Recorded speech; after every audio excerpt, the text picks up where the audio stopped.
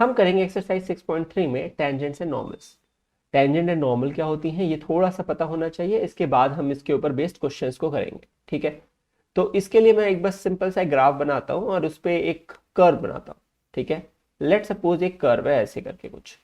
इस कर्व के किसी एक पॉइंट पर अगर हमें टेंजेंट बनानी है, लेट सपोज इस पॉइंट का नाम है x1, यहाँ पे नहीं लिख रहा हूँ क्योंकि बाद में फिर जरूरत पड़ेगी, x1 कॉमा y1, और एक टेंजेंट लाइन है जो कि बेसिकली इसको एक पॉइंट पे टच करती है और एक्स एक्सिस के साथ, positive direction of x axis के साथ उसका एक एंगल है थीटा।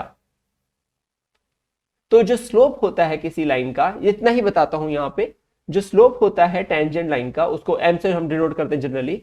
तो slope of the tangent line is basically given by tan theta, where theta is the direction of the angle, where theta is the angle taken from the positive side of the x-axis, positive direction of the x-axis। अच्छा, इसके साथ इसका normal क्या होगा? इसका normal जो होता है वो बेसिकली क्या होता है, टेंजेंट को भी नॉर्मल होता है। ठीक है, तो ये 90 डिग्री होगा, समझ गए? अच्छा, एक और बहुत इंपॉर्टेंट पॉइंट है और वो ये है कि यहां पर जो नॉर्मल का स्लोप होगा वो, अब हमें क्या करना है, अगर हम इसे डिफरेंशियल थ्योरी से देखें तो वो होता है dy by d x at the point x1 comma y1, ये होता है स्लोप ऑफ द टेंजेंट। तो स्लोप ऑफ द नॉर्मल क्या होगा बेटा? वो होगा -1 upon slope of the tangent. Directly आप ऐसे लिख लोगे तो ये हो जाएगा -1 upon dy by d x at the x1 comma y1। कैसे आया ये? हमको पता है कि जब दो लाइंस परपेंडिकुलर होती हैं, ये पहले भी पढ़ा आपने, तो m1 m2 की वैल्यू -1 होती है। तो हमें पता है टेंजेंट और नॉर्मल एक दूसरे को क्या है, परपेंडिकुलर है। इसका मतलब स्लोप ऑफ द नॉर्मल क्या हो जाएगा, -1 upon slope of the tangent. बात समझ गए यहां तक? अच्छा, एक और छोटी सी बात यहां बता देता हूं। जैसे मान लेते हैं कि अगर आपको नॉर्मल दिया हो, जनरली कोई भी दिया हो, टेंजेंट या किसी का, अगर आपको पूछा है कि उसकी इक्वेशन फाइंड करनी है, तो आपने y minus y one is equal to m x minus x one पढ़ी है। इस बेटा इस इक्वेशन का कोई मतलब नहीं है कि टेंजेंट है कि नॉर्मल है, ये एक जनरल लाइन की इक्वेशन है 1 पॉइंट फॉर्म में। बेसिकली पॉइंट स्लोप फॉर्म भी बोलते हैं इसको, पॉइंट स्लोप फॉर्म। इसमें आपको क्या होता है, एक टेंजेंट, सॉरी, एक स्लोप की वैल्यू पता होती है और एक पॉइंट पता होता है, और उससे हम लाइन की इक्वेशन निकाल सकते हैं। तो ये इक्वेशन ऑफ लाइन है। अगर आपको टेंजेंट की इक्वेशन पूछी जाए तो स्लोप ऑफ द टेंजेंट रख दीजिएगा, mt लिख दीजिएगा। अगर आपसे नॉर्मल की इक्वेशन पूछी जाए तो mn रख दीजिएगा यहाँ पे, बाकी कुछ चेंज नहीं होगा क्योंकि दोनों ही x1 y1 से पास हो रही है। ठीक है, इतना काफी था मेरे ख्याल से। क्वेश्चन नंबर 1 ऑनवर्ड्स करेंगे। क्वेश्चन नंबर 1 क्या कह रहा है, find the slope of the tangent to the curve this. बड़ा सिंपल सा प्रोसेस है, आप y पहले लिख लो 3x to the power 4 minus 4x, फिर इसका स्लोप निकालने के लिए इसको डिफरेंशिएट करो विथ रिस्पेक्ट टू x, तो dy बाई डी एक्स हो जाएगा 4 टाइम्स 3x क्यूब -4, सिंप्लीफाई कर लेंगे तो हो जाएगा 12x क्यूब -4। अब हमें बोला गया है slope of the tangent at x equals to 4। अब सुनिए इस बात को, यही बता देता हूं। जनरली आपको सिर्फ x वैल्यू नहीं y वैल्यू भी पता होनी चाहिए, क्योंकि y वैल्यू हो सकता है कि यहां पे y का टर्म भी आ रहा हो, हमें नहीं पता। अभी ये इम्प्लिसिट फंक्शन नहीं है, अभी एक्सप्लिसिट था इसलिए नहीं आया। इम्प्लिसिट होता तो dy बाई डी एक्स के साथ y भी कहीं ना कहीं छिप गया होता, तब आपको x1 और y1 दोनों रखने पड़ते हैं, तो y1 निकालना पड़ता है। अभी क्योंकि जरूरत नहीं है तो I am just ignoring this. So dy by d x at x equals to 4, वैसे जनरली गलत है, वैसे मुझे y की वैल्यू भी निकालनी चाहिए जो मैंने इग्नोर कर दिया। तो it will be 12 times 4 cube -4, so it is what 4, 12 times, मैं 4 कॉमन ले लेता हूं, so it will be 12 times 4 square, so 12 times 16, oh sorry 192 -1, so it will be 191 into 4. I hope it is correct. Yeah, so 764 is the answer. What's the slope of the tangent? So यहाँ पे आ रही है value 764, simple. ठीक है, next करते हैं। Find the slope of the tangent to the curve this. ठीक है, एट x इक्वल्स टू 10, कोई दिक्कत नहीं है। पहले आपको y पता है, डिफरेंशिएट करना आना चाहिए इस एक्सरसाइज को करने के लिए। अगर वो नहीं आता है तो थोड़ा दिक्कत हो सकती है।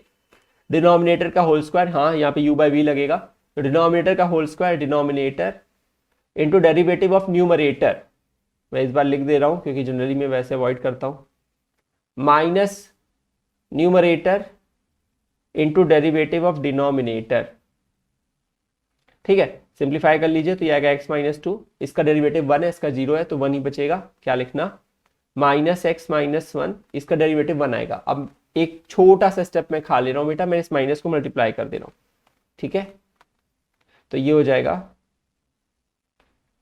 यहां से ये हो जाएगा माइनस एक्स प्लस वन, इसको मैंने मल्टीप्लाई कर दिया इसमें, अपॉन एक्स माइनस टू का होल स्क्वायर। सिंप्लीफाई कर लेंगे तो ये आएगा minus one upon x minus two का होल स्क्वायर। अब हमें निकालना है स्लोप, एक्स टू नहीं हो सकता ऑब्वियसली, इसलिए नहीं हो सकता क्योंकि डिनोमिनेटर फिर एग्जिस्टेंशियल क्राइसिस हो जाएगी y के लिए। तो find the slope of the tangent at x equals to 10, so dy by dx at x equals to 10 will be equal to, this will be the slope of the tangent. हमेशा slope जो होता है किसी point क्या होता है, tangent basically tangent किसी point से पास होगी, तो slope of the tangent at a given point होता है, ऐसे रैंडमली नहीं होता। ठीक है, तो यहाँ पे आएगा 10 माइनस टू का whole square which is minus one upon eight square, तो माइनस वन बाई 64। सिंपल, बहुत इजी क्वेश्चन है बेटा ये, मतलब डिफरेंशिएशन वैसे भी कहा ही जाता है इजी होता है। ठीक है, नेक्स्ट करते हैं। Find the slope of the tangent to the curve this at the point whose x coordinate is 2। अच्छा, तो y की वैल्यू दे दी गई है x cube minus x plus one, तो dy बाई डी एक्स जो होगा वो हो जाएगा 3x स्क्वायर माइनस वन, इसका तो 0 हो जाएगा। whose x कोऑर्डिनेट इज 2, तो बेसिकली ये अब भाषा में लिख दे रहा है, अरे तो हम मूर्ख थोड़ी है, तो ये हो जाएगा x इक्वल्स टू 2, तो ये यहाँ पे dy by d x at x equals to 2, यही होगा slope of the tangent.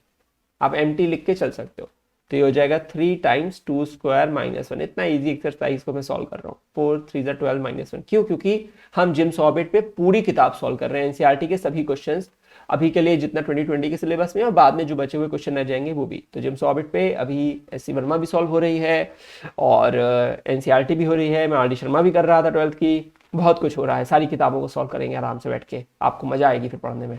Next करते हैं, थोड़ा बीच में मैंने प्रचार कर दिया। Find the slope of the tangent, कुछ गलत तो नहीं किया ना बस प्रचार करते समय। ठीक है, सही है। Find the slope of the tangent to the curve this at the point whose x coordinate is 3। तो dy बाई डी एक्स की वैल्यू क्या हो जाएगी, 3x स्क्वायर माइनस 3, सही है। अच्छा, तो dy बाई डी एक्स की वैल्यू निकालनी है एट x इक्वल्स टू 3, तो ये हो जाएगा 3 times 3 square minus 3, 3 9 27 minus 3 24, that's the answer. बहुत जल्दी आंसर आएंगे, इजी क्वेश्चन है, इसको आप एम्प्टी लिख लो फिर से, स्लोप ऑफ द टेंजेंट को हम डिनोट करते हैं इससे। ठीक है, नेक्स्ट करते हैं। Find the slope of the normal to the curve. अब नॉर्मल निकालने के लिए पहले टेंजेंट का निकाल लो, dy बाई डी एक्स निकाल लो बेसिकली, फिर उसका फ्लिप मार देंगे, निगेटिव कर देंगे, बस सिंपल लॉजिक।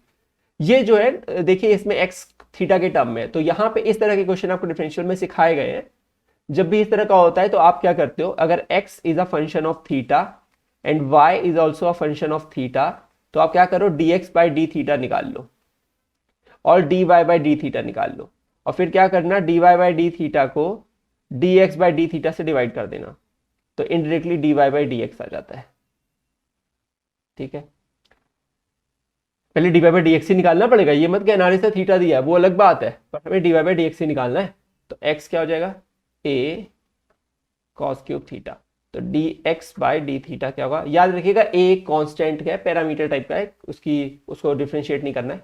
तो cos क्यूब का होगा 3 cos स्क्वायर थीटा, और cos थीटा का होता है माइनस साइन थीटा। अभी मैं और कुछ नहीं करना चाह रहा हूं, ऐसे ही रखते हैं, बाद में करेंगे। y की वैल्यू निकाल लेते हैं, a साइन क्यूब थीटा, तो dy बाई डी थीटा क्या हो जाएगा, a 3 साइन स्क्वायर थीटा, और साइन थीटा का डिफरेंशियल हो जाएगा cos थीटा। ठीक है, तो अब हम इसको लिखते हैं dy बाई डी एक्स, अभी मैंने यहाँ पे समझा दिया साइड में, तो वो होता है dy by d theta divided by dx by d theta.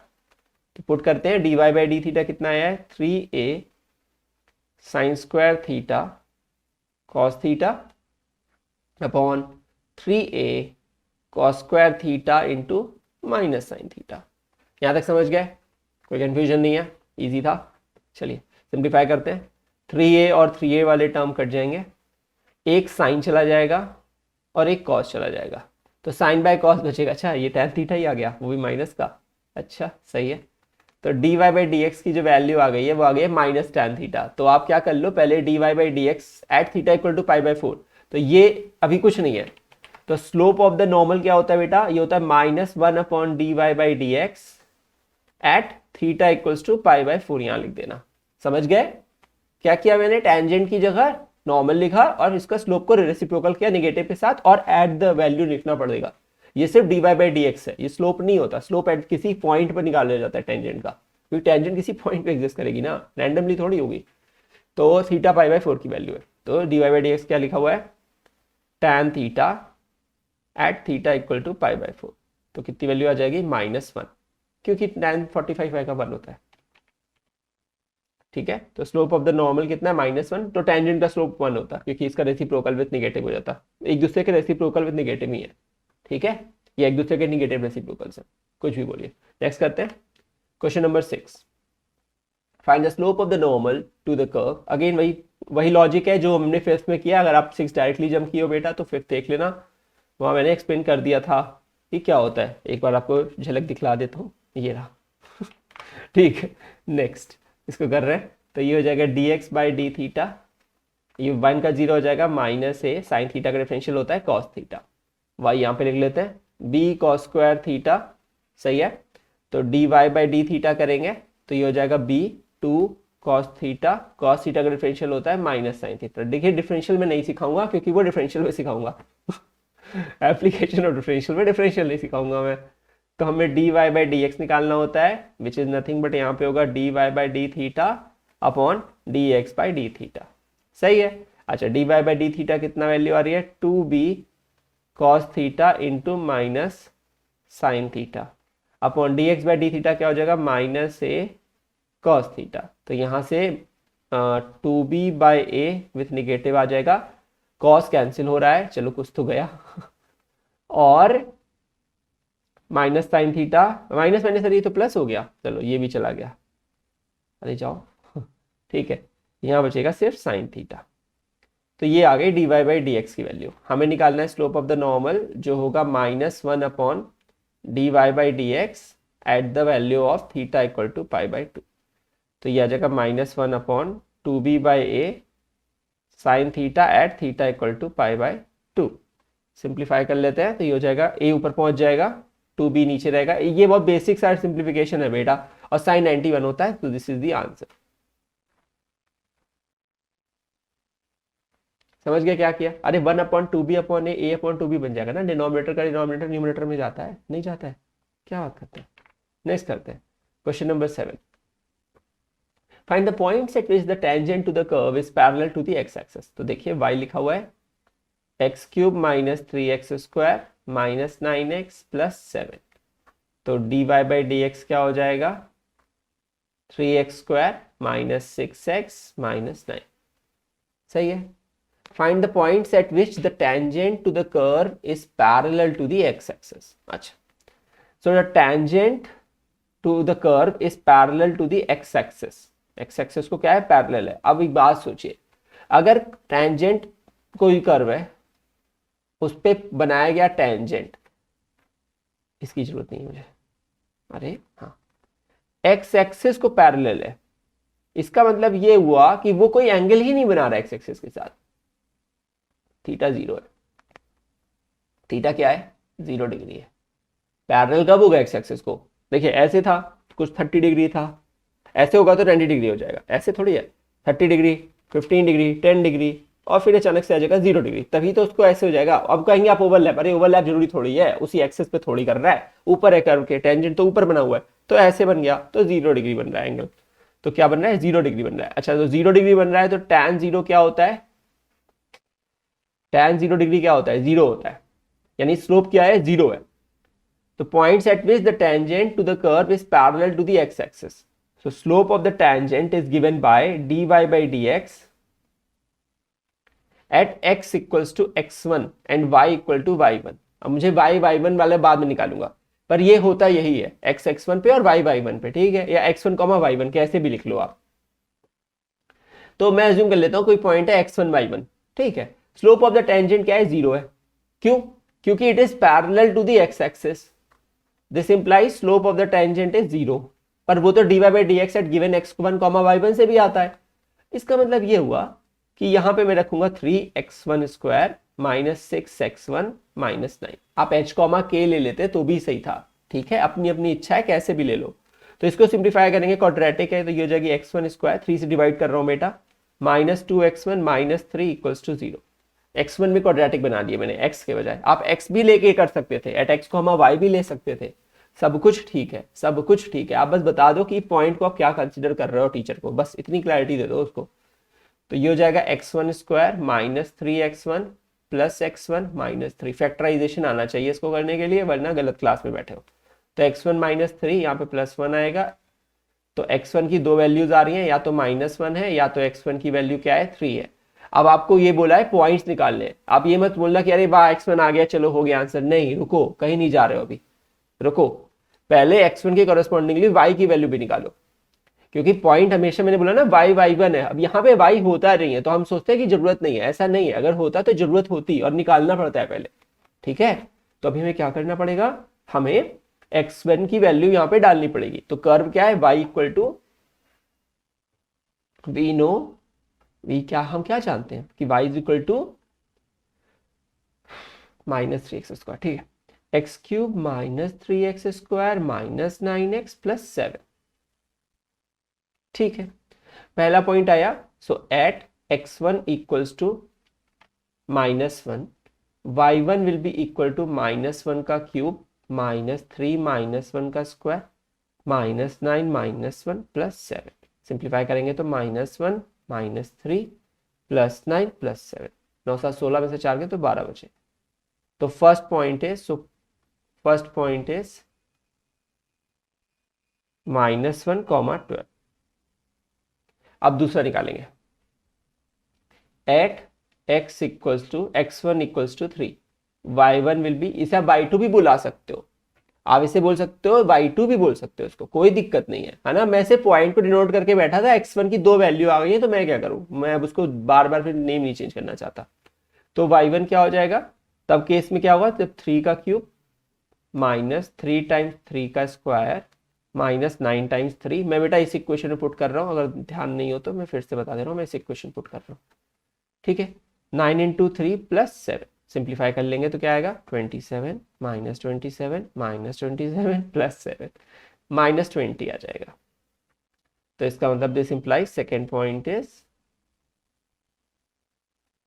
3,20, ठीक है। तो हमारे पास दो आंसर आ गए, एक आंसर ये है और एक आंसर ये है, दो पॉइंट आ गए basically. Question number 8, find a point on the curve at which the tangent is parallel to the chord joining the points this, ठीक है। हमें एक पॉइंट निकालना है इस कर्व पे, क्या क्वेश्चन बोल रहा है, हमें एक पॉइंट निकालना है इस कर्व पर जहां पर टेंजेंट कॉर्ड को पैरेलल है। वो कॉर्ड किस दो पॉइंट से बनती है, वो कॉर्ड बनती है 2.2,0 और 4,4 से। आपको पता है इससे स्लोप निकालने का तरीका, क्या बुलाते हो उसको स्लोप को, वो होता है y2 माइनस y1, पढ़ा है ना, दो पॉइंट से स्लोप निकालने का फॉर्मूला पढ़ा है आपने, अपॉन x2 माइनस x1। तो क्या हो जाएगा यहाँ पे बेटा, 4 माइनस 0 अपॉन 4 माइनस 2। मैंने क्या किया, ज्यादा बुद्धि नहीं लगाता हूं मैंने x1 है ही नहीं उतनी मेरे पास, तो x1 y1 इसको ले लिया और x2 y2 इसको ले लिया और बस। तो ये हो जाएगा 4/2 विच इज 2, ठीक है। अब मैं क्या कर रहा हूं, पहले एक कर्व ले ले रहा हूं, किसी भी कर्व पे टेंजेंट निकालना हो, किसी पॉइंट पर, किसी कर्व के किसी पॉइंट पे टेंजेंट निकालना हो तो उस कर्व को डिफरेंशिएट करते हैं विद रिस्पेक्ट टू x। ऐसा करने से basically dy by d x निकालते हैं, बेसिक इससे करने से ये 2 टाइम्स x माइनस 2 आएगा, फिर x का डिफरेंशियल 1 है और 2 का 0, तो 1 ही बचेगा, तो कोई लिखने की जरूरत नहीं है यहाँ पे ऐसा, ठीक है। फिर हम कहते हैं कि किसी पॉइंट पे कर्व के, तो लेट द पॉइंट बी, अब की बार मैं h k ले रहा हूं, मैं आपको हर वैरायटी दिखाना चाहता हूं कि देखिए फर्क नहीं पड़ता, ठीक है। Let the point be h k, या let the tangent point be, या पॉइंट ऑफ कॉन्टैक्ट बी, ठीक है, कुछ भी अभी लिख लो। समझना है बस, h कॉमा के, तो तब क्या होगा, so slope will be equal to dy by, इसको मैं m1 लिख देता हूं थोड़ी देर के लिए, so dy by dx will be at h comma k will be the slope of the tangent at the point h comma k। बिल्कुल सिंपल सी बात हो रही है, किसी कर्व के किसी पॉइंट को मैंने बोला h कॉमा k है और हमें उस पर टेंजेंट बना है, उसका स्लोप निकालना है, तो वो dy by dx at given point h comma k होता है। तो यहां से आ जाएगा 2 टाइम्स h माइनस 2, k तो है ही नहीं, ठीक है। अच्छा अब एक बात सुनिए, ये तो आ गया स्लोप 1, लेकिन ये स्लोप इसको मान लेते हैं 2 है, क्यों है, क्योंकि ये स्लोप एक कॉर्ड जो बन रही है 2 पॉइंट से उसका स्लोप है। अब ये बोला गया है कि टेंजेंट जो है वो उसको पैरेलल है कॉर्ड को, तो ये जो टेंजेंट है ना ये बेसिकली क्या है, पैरेलल है कॉर्ड को, कॉर्ड को क्या है, पैरेलल है। अगर ये कॉर्ड को पैरेलल है तो दोनों का स्लोप क्या होगा, करेक्ट, सही सोचा आपने, दोनों का स्लोप क्या होगा, इक्वल है, since tangent is parallel to the chord joining the points. इतना नहीं लिख रहा मैं, इसका मतलब 2 टाइम्स h माइनस 2 की वैल्यू 2 के बराबर होगी। यहां पे देखिए 2 आया था, तो यानी कि 2 कट जाएगा, h माइनस 2 की वैल्यू 1 होगी, 0 नहीं होगा यहाँ पे, ये गलती करते हैं हम बहुत जल्दी, नहीं करिएगा। तो h की वैल्यू क्या हो जाएगी 3, अगर h 3 है तो k निकालना होगा तभी पॉइंट कंप्लीट होता है, क्वेश्चन 7 में बताया अभी मैंने। तो h की वैल्यू क्या है, 3 है, तो 3 कहीं पे रखना है, y की जगह रख देंगे, तो y क्या आ जाएगा, तब y क्या लिखा हुआ है, y इज x माइनस 2 का होल स्क्वायर, तो यहां से k आ जाएगा 3 माइनस 2 का होल स्क्वायर, जो कि हो जाएगा 1 का square which is 1, so k is 1, this implies point is 3,1। Simple है और आंसर आ गया, ठीक है। This will be the last question for this part of the exercise because there are 27 I guess question, और मैंने सोचा था कि 3 टुकड़े कर देंगे इसके, तो ठीक है देखते हैं, अभी कोई लेंदी क्वेश्चन आ जाएगा तो नहीं कर पाएंगे, पर हमें क्या ही करना है, हमें तो बस क्वेश्चन सॉल्व करने हैं। पूरी किताब जेन्स ऑर्बिट पे सॉल्व हो रही है, बताइए, और आपको पता ही नहीं। Find the point on the curve y is equal to this at which the tangent is this. Okay, इसको थोड़ा धीरे से पढ़ते हैं। Find the point on the curve, एक कर्व है ये, एक पॉइंट निकालना है मुझे, let suppose h comma k at which the tangent is this, tangent है ये। अरे अगर ये टेंजेंट है, अगर यही टेंजेंट है तो इसकी लाइन की क्वेश्चन तो मैं पहले ही पकड़ा दी है। एक मिनट, इसको येलो से करता हूं। अगर ये टेंजेंट है तो इसकी क्वेश्चन तो मैं पहले ही पकड़ा दी है, y is equal to x minus 11 है। अब आप एक बात सोचिए, इससे हम स्लोप नहीं निकाल सकते इस टेंजेंट का, फिर क्यों नहीं निकाल सकते, आपको पता है ना कैसे लिखी जाती है। अगर आप इसको लिखते तो क्या लिखते भाई, y minus y one is equal to m x minus x one, वैसे भी लिख सकते थे, या फिर आपको पता है ये ऐसे लिखी जा सकती है, y is equal to m x plus c के तरह भी लिखी जा सकती है, जो कि लिखी गई है एक्चुअली में, या फिर a x plus b y plus c is equal to 0 होगी, जहां पे minus b minus a by b हो जाएगा ना, माइनस ए बाई बी हो जाएगा, कैसे भी कर लीजिए, यहां तो डायरेक्टली बनी हुई है। तो इसको कंपेयर करिए, compare this with y is equal to m x plus c, तो दिस इंप्लाइज स्लोप की वैल्यू आ जाएगी 1। कितनी आ गई स्लोप की वैल्यू, 1। तो टेंजेंट का स्लोप पता है पहले से ही 1। उल्टा पूछ रहा है ना, पॉइंट पूछ रहा है वो, तो पहले डिफरेंशिएट कर लेते हैं, वो तो करना ही है। अच्छा, किसी कर्व पे टेंजेंट निकालने के लिए फर्स्ट स्टेप होता है उसको डिफरेंशिएट करना, कर्व को विद रिस्पेक्ट टू दी जो भी वेरिएबल है, यहाँ पे dx है, तो dy बाई dx करने के लिए क्या होगा, 3x स्क्वायर माइनस 11, सही है। फिर स्लोप जो होता है किसी टेंजेंट का वो बेसिकली होता है dy by dx eight the point h comma k, या फिर जिस पॉइंट पे वो टेंजेंट है, हमने अज्यूम किया है let the point be h comma k।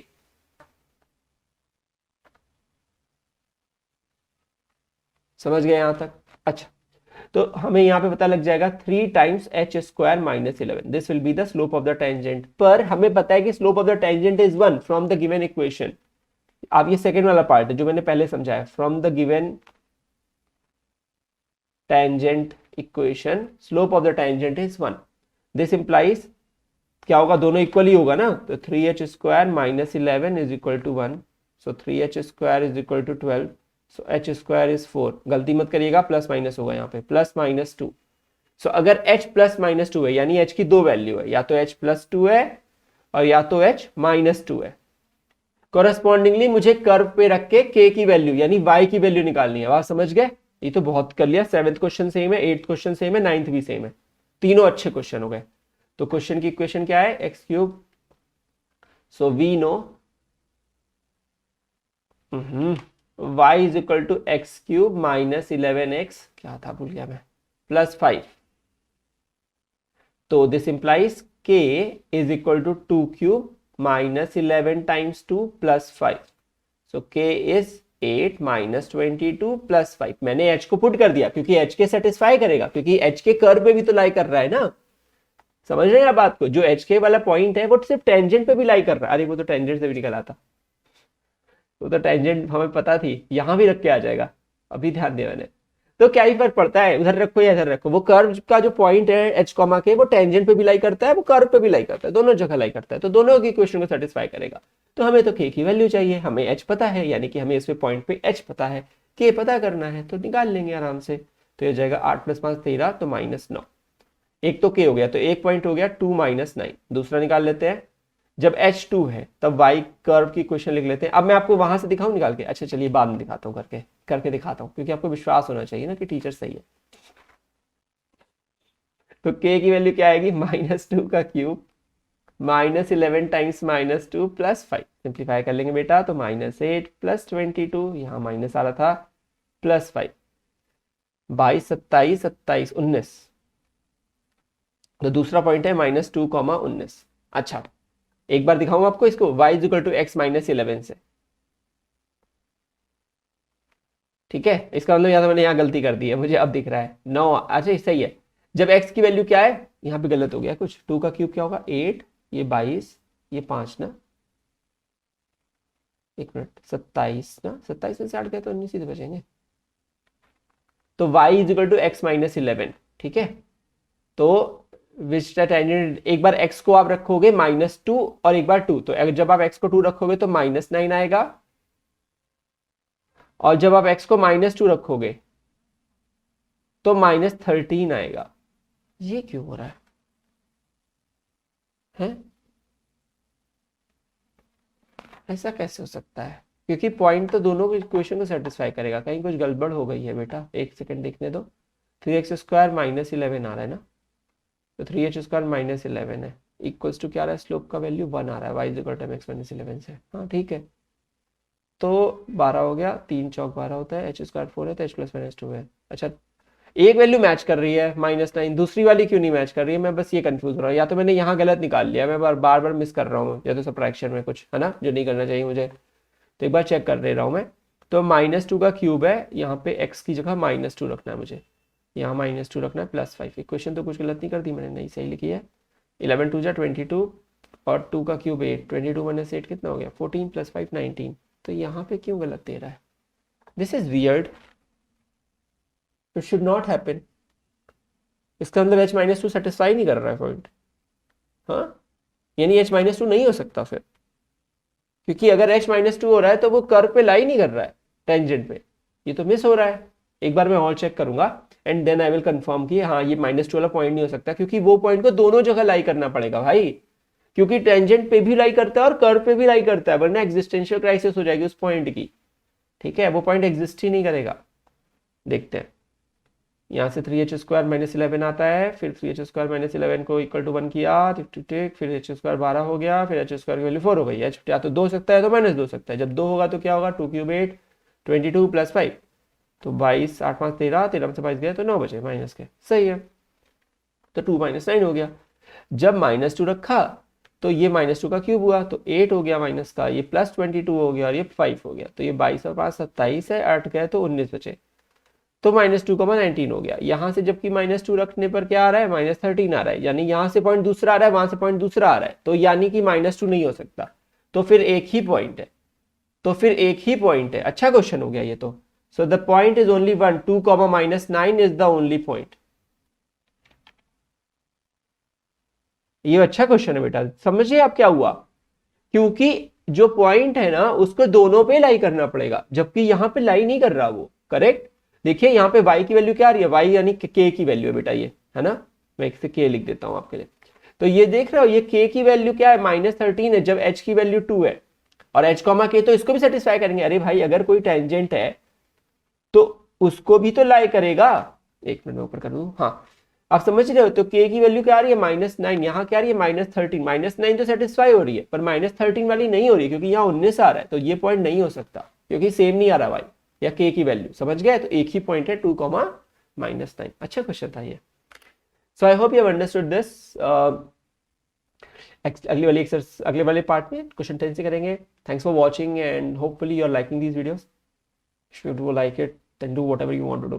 We'll see you in the next video. Take care.